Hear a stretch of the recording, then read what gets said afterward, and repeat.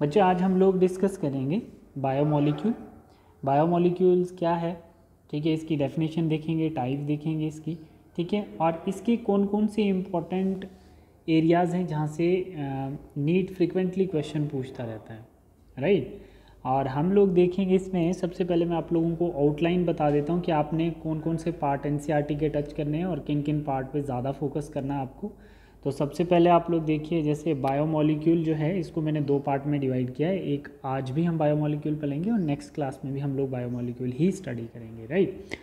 अब देखिए, जैसे हमारे पास बायोमोलिक्यूल के क्वेश्चन 3 से 4 क्वेश्चन पूछे जाते हैं, ठीक है। 3 क्वेश्चन तो है ही हैं आपके बायोमोलिक्यूल से नीट में। तो डेफिनेशन आपको क्लास में बहुत अच्छे से करवाई गई थी, यहाँ पे आप फिर से देख लें। Chemical present in living organisms are known as biomolecule. Molecule से ही एक लिविंग ऑर्गेनिजम्स को फ्रेम आउट किया गया है, ठीक है। जो पूरी बॉडी होती है वो एक पर्टिकुलर मॉलिक्यूलर बेस्ड होती है ना। तो बायो का मतलब लाइफ होता है, और किसी भी लिविंग ऑर्गेनिजम्स के अंदर अगर कोई लाइफ है तो वो मॉलिक्यूल्स के ही चलते हुए होती है, ठीक है। वो मैक्रो मॉलिक्यूल हो सकते हैं, वो माइक्रो मॉलिक्यूल हो सकते हैं, वो बाद की बात है, बट किसी भी लिविंग ऑर्गेनिज्म जिसको हम कहते हैं तो वो उनमें मॉलिक्यूल से ही बॉडी बनी होती है। ये डेफिनेशन थी इसकी। अब इसमें आप लोग देखोगे कि टाइप्स क्या होती हैं बायोमोलिक्यूल की। टाइप्स में आप लोग देखोगे bio micro molecule, bio macro molecule. तो इनको डिफ्रेंशिएट करके मैंने नोटबुक पे बहुत अच्छे से आपको क्लास में दिया, एक बार उसको जाके देख सकते हो आप लोग। पूछा जाता है पेपर में कि इसमें से माइक्रो मॉलिक्यूल कौन सा है और मैक्रो मॉलिक्यूल कौन सा है, ठीक है। तो आपने वहाँ पे देखना है कि जो आपका न्यूक्लिक एसिड है, पॉलीसेक्राइड है, आपका नाइट्रोजीनियस बेस है, आपका लिपिड जो है, ठीक है, फैट जो है, ये माइक्रो मॉलिक्यूल है या मैक्रो मॉलिक्यूल, ये आपका होम असाइनमेंट है, ठीक है। नेक्स्ट आपका देखना है इसमें कि जैसे टाइप्स हैं, डेफिनेशन है। अब आप लोग देखोगे कि बायोमोलिक्यूल्स में हम लोग कार्बोहाइड्रेट को बहुत अच्छे से डिटेल में देखते हैं, उसके स्ट्रक्चर भी देखते हैं और उसके पर्टिकुलर यूनिट जो होते हैं। जैसे कार्बोहाइड्रेट जो होता है made up of monosaccharide. Monosaccharide का मतलब शुगर, और सिंगल शुगर यूनिट से कार्बोहाइड्रेट बना होता है। और एक देखो इसमें बोला गया है कि मोनोसेक्राइड जो होगा वो होमोपॉलीमर भी हो सकता है और वो हीट्रोपॉलीमर भी हो सकता है, ठीक है। होमोपॉलीमर का मतलब ऐसा कार्बोहाइड्रेट जो सेम शुगर यूनिट से बना हो, ठीक है। जैसे ग्लूकोज, ग्लूकोज, ग्लूकोज, तो ये क्या है, और भी ग्लूकोज, इसमें फ्रैक्टोज का कोई नाम ना हो, और ग्लूकोज को ग्लूकोज के साथ जुड़ाया, ग्लूकोज को ग्लूकोज के साथ जुड़ाते हैं हम लोग with the help of glycosidic bond, ठीक है। तो अब ये हमारे पास क्या आएंगे, होमोपॉलीमर्स, है ना। मोनोसेक्राइड कैसे हैं, होमोपॉलीमर्स हैं, जो क्या है, सेम मोनोमेरिक यूनिट से बने हुए हैं। अब इसी कार्बोहाइड्रेट में आपको ध्यान रखना है कि कार्बोहाइड्रेट हीट्रोपॉलीमर भी हो सकता है। तो हीट्रोपॉलीमर कैसा हो सकता है, अगर ग्लूकोज प्लस फ्रैक्टोज, ठीक है, तो फ्रैक्टोज एक अलग मोनोमेरिक यूनिट है, ग्लूकोज एक अलग मोनोमेरिक यूनिट है, तो इसको हम लोग बोलेंगे heteropolymer made up of different monomeric unit. But वो क्या होगा वो मोनोसेक्राइड ही, जिसको हम लोग कार्बोहाइड्रेट बोलते हैं। इसके स्ट्रक्चर अपनी नोटबुक पे जाके देखो, बहुत अच्छे से करवाए गए हैं आप लोगों को 11th में, ठीक है। फिर पूछता है, हम प्रोटीन डिस्कस करते हैं इसमें। बायोमोलिक्यूल्स में हम लोग प्रोटीन्स भी देखते हैं, ठीक है। प्रोटीन्स के जो प्राइमरी, सेकेंडरी, टर्शरी स्ट्रक्चर हैं उनको अच्छे से देखिए बच्चे। सबसे पहले प्रोटीन्स के अंदर हम लोग स्ट्रक्चर देखते हैं, ठीक है। Primary structure, secondary structure and tertiary structure. तो आप लोगों को याद होगा मैंने ऐसे करके एक प्राइमरी स्ट्रक्चर बताया था आपको, फिर उसके बाद हम लोगों ने जो सेकेंडरी स्ट्रक्चर बताया था तो कुछ ऐसा जैसा था हमारा सेकेंडरी स्ट्रक्चर, ठीक है। और जो हमारा टर्शरी स्ट्रक्चर था, टर्शरी स्ट्रक्चर जो था वो कुछ ऐसा जैसा था हमारा टर्शरी स्ट्रक्चर, ठीक है बच्चे। तो ये स्ट्रक्चर भी आपको अच्छे से देखने हैं। फिर बोल रहा है कि प्रोटीन की टाइप्स होती है on the basis of constitution. Proteins की क्या क्या टाइप्स होती हैं, सिंपल प्रोटीन होती है, कंजुगेटेड प्रोटीन है और डिराइव्ड प्रोटीन्स हैं, ठीक है बेटा। और protein types on the basis of shape, अगर हम कंस्टिट्यूशन के बेस पे, है ना, कंपोजिशंस के बेस पे देखते हैं तो 3 टाइप हैं, और अगर उसको शेप के बेस पे देखते हैं तो एक होती है फाइब्रस प्रोटीन और एक होती है ग्लोबुलर प्रोटीन्स। ये इंपॉर्टेंट पार्ट है, ठीक है। On the basis of shape क्या टाइप्स होती हैं प्रोटीन्स की, ये तो कॉमन देखते ही रहते हैं हम लोग, सिंपल, कंजुगेटेड एंड डिराइव्ड।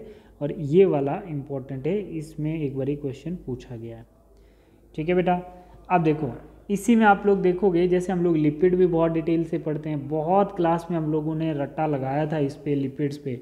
हमने बोला था कि लिपिड्स जो होता है मेड अप ऑफ ग्लिसरॉल और फैटी एसिड को मिला के हमारा क्या बनता है, लिपिड बनता है। तो आपको पता है बच्चे कि फैटी एसिड की 2 टाइप्स होती हैं, एक सैचुरेटेड फैट होती है और एक अनसैचुरेटेड फैट होती है। तो आप लोग मुझे बताएंगे, ठीक है, आप लोग मुझे कमेंट करके बताएंगे बेटा कि अनसैचुरेटेड फैटी एसिड कौन से हैं और सैचुरेटेड फैटी एसिड कौन से हैं। मैंने नमोनिक्स भी आपको बना के दिया था और साथ साथ में मैंने आपको मूफा पूफा का भी एक नमोनिक्स बताया था, और ये अच्छे से आप लोग एटलीस्ट रिवाइज करें, which one is a saturated fatty acids and which one is a unsaturated fatty acids, right. फिर हम लोग न्यूक्लिक एसिड पढ़ते हैं। न्यूक्लिक एसिड को हम लोग देखते हैं डिटेल में। न्यूक्लिक एसिड क्या होता है, डीएनए या आरएनए को हम लोग न्यूक्लिक एसिड बोलते हैं, जो न्यूक्लियोटाइड भी है ना। तो DNA deoxy ribo nucleic acid, RNA जो होता है वो राइबो न्यूक्लिक एसिड है, और न्यूक्लिक एसिड के अंडर हमारे पास क्या आता है, न्यूक्लियोटाइड आता है, जिसकी 3 इंपॉर्टेंट कंपोनेंट होती हैं, एक नाइट्रोजनियस बेस, दूसरा पेंटोज शुगर और थर्ड हमारा क्या आता है, फॉस्फेट ग्रुप आता है। ठीक है बच्चे, होप सो कि यहाँ तक सभी बच्चों को ये आउटलाइन समझ में आ रही होगी। अब आपने देखा होगा कि मैंने अपने बायोमोलिक्यूल जब मैं पढ़ा रहा था तो फर्स्ट लेक्चर में ही मैंने आप लोगों को एक चीज़ बताई थी जिसको हम बोलते हैं मेटाबॉलिज्म। मेटाबॉलिज्म क्या होता है, sum of all biochemical reaction, that is metabolism. Metabolisms को हम डिफ्रेंशिएट करते हैं मेटाबोलाइट्स में।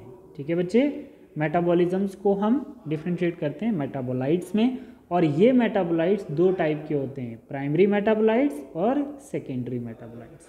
ठीक है बच्चे, अब ये क्वेश्चन नीट में पूछा गया है कि प्राइमरी मेटाबोलाइट्स कौन से होते हैं। प्राइमरी मेटाबोलाइट्स अमाइनो एसिड हो गया, प्राइमरी मेटाबोलाइट्स शुगर हो गई, primary metabolites nucleic acid, primary metabolites lipids, primary metabolites. ठीक है, अब सेकेंडरी मेटाबोलाइट्स क्या हैं।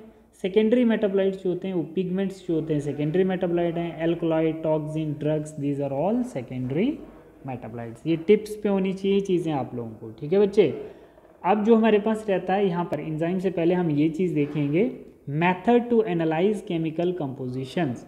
मॉलिक्यूलर बेस पे हम किसी भी केमिकल कंपोजिशंस को एनालाइज करने के लिए कौन से मेथड को यूज़ करते हैं। ठीक है, तो सबसे पहले हम लोग क्या करेंगे, ये जैसे मेथड्स जो हैं इसकी डेफिनेशन देखना।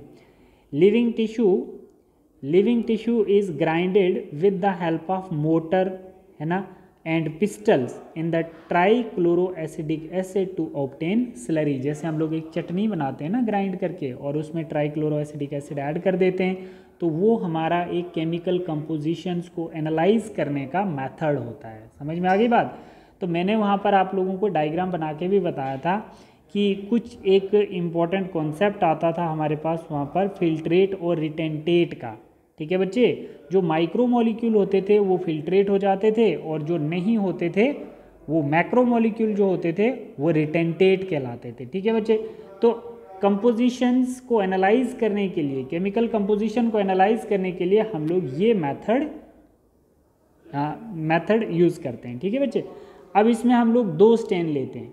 ठीक है, जैसे ही हमने ये मेथड यूज़ किया तो फिर हमने क्या किया, 2 स्टैंड लिए। इसमें 2 स्टैंड में हमारे पास क्या आता है, एक फिल्ट्रेट आता है ना, एक साइव लेंगे हम लोग, तो उसमें हम देखते हैं कि एक फिल्टर हो जाता है मॉलिक्यूल केमिकल, ठीक है, और एक फिल्टर नहीं होता है। ठीक है बच्चे, तो जो फिल्ट्रेट हो जाता है वो हमारा माइक्रोमोलिक्यूल कहलाता है, और जो रिटेंटेट है जिसको हम मैक्रोमोलिक्यूल्स बोलते हैं, मतलब जो एसिड इनसॉल्युबल पूल्स, मतलब वो इनसॉल्युबल पूल है, वो सॉल्युबल नहीं हुआ, तो वो retentate which is a macromolecule, filtrate which is a micromolecule, it means acid soluble pools, वो उस पार्टिकुलर एसिड में सॉल्युबल हो गया है।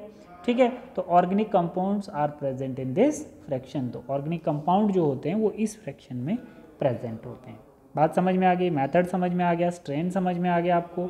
ठीक है, क्या क्या इसमें पढ़ना है। अब हम लोग देखते हैं बच्चे 2 इम्पॉर्टेंट केस। इसमें बायोमोलिक्यूल में हमने एंजाइम को देखना है, बट एंजाइम को हम लोग सेपरेट टॉपिक में, न्यूक्लिक एसिड को हम लोग सेपरेट टॉपिक में डिस्कस करेंगे। ठीक है बच्चे, बाकी आप लोग नोटबुक से अच्छे से रिवाइज कर लेना। बेटा एंजाइम की कुछ टाइप्स होती हैं जिसमें हम सिंपल एंजाइम, कंजुगेट एंजाइम और कोफैक्टर प्लस एपो एंजाइम, ये टाइप्स आपको याद रखनी। ठीक है, अब एंजाइम का जो एक्शन होता है बच्चे वो कैसे होता है, एंजाइम के साथ हम सबस्ट्रेट को बाइंड करवाते हैं। ठीक है बच्चे, जिसको हम कोफैक्टर बोलें, और क्या बन जाता है, एंजाइम सबस्ट्रेट बन जाएगा, या हम एंजाइम सबस्ट्रेट एंजाइम प्रोडक्ट में चेंज हो जाएगा, और फिर जैसे जैसे वो प्रोडक्ट जो है वो एंजाइम यूज़ कर लेगा उसको, तो एंजाइम क्या कर लेगा, अपने आप को सेपरेट कर देगा। तो ये एंजाइम एक्शन होती है, एंजाइम प्लस प्रोडक्ट्स।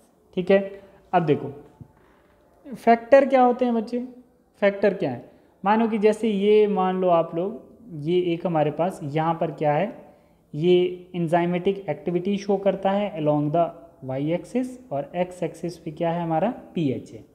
तो हम बोलते हैं बच्चे, इसको देखिए मैं और अच्छे से आपको थोड़ा बता देता हूँ। देखो जैसे हम लोग बोल रहे हैं कि स्लेवरी माइलेस एक एंजाइम है, ठीक है, वो कितने पीएच पे, वो मतलब 6.8 पे क्या करेगा बच्चे, स्लेवरी माइलेस जो होता है वो माल्टोज को इसको 6.8 पीएच पे स्टार्च को माल्टोज में कन्वर्ट करेगा। कौन, स्लेवरी माइलेस, जो हमारे स्लाइवा में प्रेजेंट होता है। ठीक है बच्चे, तो इसका मतलब यहाँ पर क्या है कि उसको कितना मैक्सिमम पीएच चाहिए, 6.8 पीएच चाहिए उसको, किसको, स्लेवरी माइलेस को, राइट। तो अब ये 6.8 उसका मैक्सिमम हो गया, ऑप्टिमम हो गया ना 6.8, इस पे अपना बेस्ट दे पाएगा स्लेवरी माइलेस। तो एंजाइमेटिक एक्टिविटीज़ के लिए जो पीएच है वो 6.8 है, जहाँ पर वो अपना बेस्ट दे रहा है। तो एंजाइम जो होता है वो हाईली सेंसिटिव होता है अपने टेम्परेचर और पीएच को लेके, ये लाइन आप अच्छे से याद रखना। ठीक है, अब जैसे ये बता दिया मैंने एक एग्जांपल। अब यहाँ पर हम लोग टेम्परेचर की बात करें, मानो जैसे हमारी बॉडी का 37 degree Celsius normal body temperature होता है, ठीक है। तो यहाँ पर भी क्या है, ये टेम्परेचर को रिप्रेजेंट कर रहा है। तो मानो हम 37 पे अपना बेस्ट दे पाते हैं, जितनी भी एंजाइमेटिक एक्टिविटीज़ होती हैं वो 37 पे ही होती हैं, वो ऑप्टिमम टेम्परेचर रहता है। मैंने आपको पहले ही बताया है कि एंजाइम जो होता है वो हाईली सेंसिटिव होता है टेम्परेचर और पीएच को लेके, ठीक है। अगर स्लेवरी माइलेज 6.8 पे काम करता है तो उसको 6.8 मेंटेन चाहिए, नहीं तो हम लोग बीमार हो जाएंगे। अगर हमारी बॉडी का 37 डिग्री सेल्सियस टेम्परेचर ऑप्टिमम रहता है किसी भी बॉडी फंक्शनिंग के लिए, तो 37 से अगर हम कम करेंगे तो ब्लड प्रेशर लो होना शुरू हो जाएगा, क्रायो प्रिजर्वेशन की ओर बढ़ जाएंगे, है ना, एंटी एजिंग होना शुरू हो जाएगा। अगर हम बढ़ा देंगे तो हमारी बॉडी के अंदर सारे एंजाइम जो होंगे प्रोटीन नेचर होते हैं और वो डीनेचर होना शुरू हो जाएंगे। मतलब हमारी बॉडी के अंदर किसी भी एक्टिविटी के लिए 37 डिग्री सेल्सियस टेम्परेचर मतलब रिकमेंडेड होता है, ठीक है। तो ये दो ग्राफ यही बता रहे हैं, एक टेम्परेचर और एक स्लेवरी माइलेज की एक्टिविटी को रिप्रेजेंट कर रहे हैं। तो बच्चे यहाँ पे मैंने आपको बताया वेलोसिटी ऑफ रिएक्शन, है ना, velocity of reactions V max और V/2 मैक्स, ठीक है, और Km वैल्यू। इस पे हो सके तो मैं आप लोगों को अलग से कोशिश करूँगा समझाने की, ठीक है। तो यहाँ पर क्या होता है कि जैसे जैसे एंजाइम के साथ सबस्ट्रेट बाइंड होता जाता है, तो शुरू शुरू में क्या होता है कि एक एंजाइम के साथ, देखो बच्चे मैं आपको यहाँ पे भी बता सकता हूँ ये चीज़। देखिए हम लोग यहाँ पे एक चीज़ सीखते हैं, मानो जैसे इस ग्राफ को सीखते हैं, ठीक है। जैसे मानो हमारे पास क्या है कि एक ये मानो बीकर है, ठीक है, और इसमें क्या है, एंजाइम है, ठीक है। तो अब ये क्या है हमारे पास, ये सबस्ट्रेट है, ये क्या है, ये सबस्ट्रेट है, और इसमें हमने 100 यूनिट ऑफ एंजाइम डाल दिए। कितने यूनिट डाल दिए, 100 यूनिट एंजाइम के डाल दिए। अब जब हम एक सबस्ट्रेट ऐड करेंगे तो यहाँ पे इतने एंजाइम की एक्टिव साइट्स अवेलेबल हैं कि फटाफट से रिएक्शन हो जाएगा, समझ रहे हो। 100 यूनिट थे एंजाइम के अवेलेबल सबस्ट्रेट के साथ बाइंड करने के लिए। तो अब जैसे हम एक सबस्ट्रेट डाल रहे हैं तो मतलब 100 यूनिट थे, तो फटाफट रिएक्शन होगी। तो ये ग्राफ वही रिप्रेजेंट कर रहा है, शुरू में देखो एकदम से रिएक्शन हो गई, रेट ऑफ रिएक्शन काफ़ी फास्ट है, ठीक है बच्चे, काफ़ी फास्ट है रेट ऑफ रिएक्शन। और एक टाइम आता है कि वो बैलेंस हो जाती है। तो रीज़न क्या रहता है कि हमारे जो सबस्ट्रेट होते हैं वो सभी एंजाइम की एक्टिव साइट के साथ जाके बाइंड कर जाते हैं, और फिर हमारे पास अगर हम ज़्यादा से ज़्यादा सबस्ट्रेट ऐड ऑन करते जाएंगे तो हमारे पास एंजाइम की एक्टिव साइट अवेलेबल नहीं रहेंगी, तो रेट ऑफ रिएक्शन हमारा जो होता है वो स्टॉप हो जाता है, ठीक है बच्चे। तो V/2 मैक्स का मतलब होता है कि जहाँ पर हमारा क्या होता है, जहाँ पर हमारा Km का वैल्यू ऑब्टेन होता है, ठीक है। तो इस पे मैं आप लोगों को अलग से वीडियो बना के सेंड करूँगा, ठीक है। Km value V/2 V max, ये नीट के क्वेश्चन है, तो यहाँ पे मैं आप लोगों को ये ग्राफ अलग से डिस्कस कर लूँगा क्लास में, ठीक है। जूम मीटिंग लेके उस पर मैं आप लोगों को ये ग्राफ समझा दूँगा, ठीक है बच्चे। अब आपका फैक्टर इफेक्टिंग मैंने आपको समझा दिया कि फैक्टर इफेक्टिंग क्या होता है कि एंजाइम की एक्टिविटी के लिए कुछ फैक्टर होते हैं, जैसे पीएच हो गया, टेम्परेचर हो गया, ठीक है, तो ये फैक्टर हैं इसके। और क्लासिफिकेशन क्या है, कभी कभी पूछा जाता है बच्चे, क्लासिफिकेशन को थोड़ा सा सीरियस लें। Oxidoreductase first class, transferase, hydrolase, lyase, isomerase and ligase, ये these are the 1 2 3 4 5 6 classes of the enzymes. ये आपको पता होनी चाहिए, इसमें से पूछा जाता है which one is the classification of enzymes, तो आपको पता होना चाहिए उसमें से कौन सा है कौन सा नहीं है। ठीक है बेटा, तो ये ग्राफ्स जो हैं कुछ मैं आप लोगों को बाद में भी समझा दूंगा जब हम लोग जूम पे क्लास लेंगे। तो ये आपका पार्ट था। एक और बच्चे इन पे थोड़ा सा ध्यान देना, ये यूनिट्स पे क्वेश्चन पूछा जाता है। जैसे कार्बोहाइड्रेट जो होता है ना, मोनोसेक्राइड जो है कार्बोहाइड्रेट है, डाइसेक्राइड कार्बोहाइड्रेट है, पॉलीसेक्राइड कार्बोहाइड्रेट है। तो मोनोमेरिक यूनिट मोनोसेक्राइड का क्या होता है, ग्लूकोज, फ्रक्टोज, ठीक है। डाइसेक्राइड का सुक्रोज, लैक्टोज एंड माल्टोज, ठीक है। पॉलीसेक्राइड का स्टार्च, सेलुलोज एंड ग्लाइकोजन। ये क्वेश्चन आते हैं। न्यूक्लिक एसिड, डीएनए, आरएनए आपको पता ही है, DNA double standard, RNA single standard, right.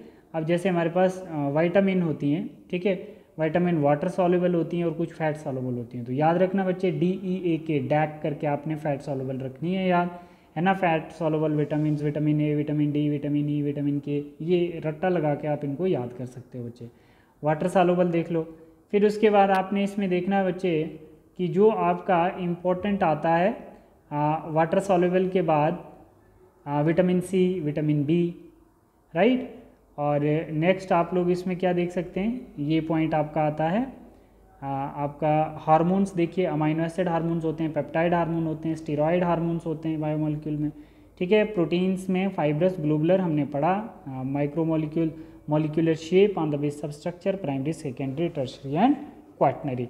तो नोटबुक ओपन करें बच्चे और नोटबुक पे आप लोग अच्छे से इनके स्ट्रक्चर देखें और क्या क्या बीटा प्लेटेड शीट क्या होती है, हीमोग्लोबिन्स में टर्शरी स्ट्रक्चर होता है या सेकेंडरी स्ट्रक्चर होता है, तो वो सारी चीज़ें आप लोग बुक पे एक बारी रीड आउट कर लें, ठीक है। तो ये स्लाइड बताने का मतलब ये था, एक तो आपको विटामिन का पता चले, हार्मोन्स का, और साथ में आपके कार्बोहाइड्रेट्स, है ना, डाइसेक्राइड, मोनोसेक्राइड, पॉलीसेक्राइड का, ठीक है बच्चे। This is all about your part 1 of biomolecules. Next में हम लोग एंजाइम्स को डिटेल में देखेंगे, उसके ग्राफ्स देखेंगे, साथ में न्यूक्लिक एसिड को देखेंगे डिटेल में, ठीक है बच्चे। Thank you.